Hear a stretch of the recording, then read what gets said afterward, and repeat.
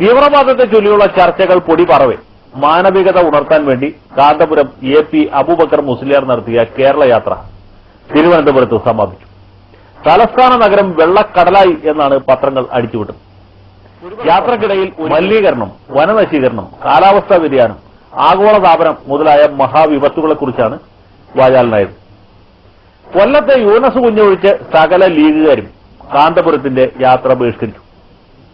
എന്നാൽ മുസ്ലിം ലീഗ് മുടിഞ്ഞു കാണാൻ ആഗ്രഹിക്കുന്ന മാർക്സിസ്റ്റുകാരും CPIക്കാരും ജാഥയുമായി സഹകരിച്ചു. കോൺഗ്രസുകാരുടെ കാര്യം പറയാനുമില്ല. തിരുവനന്തപുരത്തെ സമാപന ചടങ്ങിൽ മുഖ്യമന്ത്രി ഉമ്മൻചാണ്ടിയായിരുന്നു മുഖ്യാതിഥി. ലീഗ് വിരുദ്ധരായ ആര്യാടൻ മുഹമ്മദും മുരളീധരനും ഉത്സാഹപൂർവ്വം ചടങ്ങിൽ പങ്കെടുത്തു.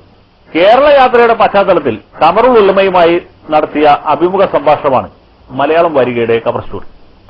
തന്നെ യാഥാസ്ഥിതികൻ എന്ന് വിളിച്ചാലും പരിഭവിക്കില്ല എന്ന് അദ്ദേഹം തുറന്നു പറയും. തീവ്രവാദം മുതൽ ആഗോളവൽക്കരണം വരെയുള്ള സകല കാര്യങ്ങളെക്കുറിച്ചും മുസ്ലിയാർ നിലപാട് വ്യക്തമാക്കിയിട്ടുണ്ട്.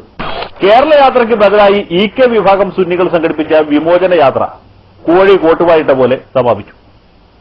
ലീഗുകാരല്ലാത്ത ആരും ഈ യാത്രയെ ഗവനിച്ചില്ല.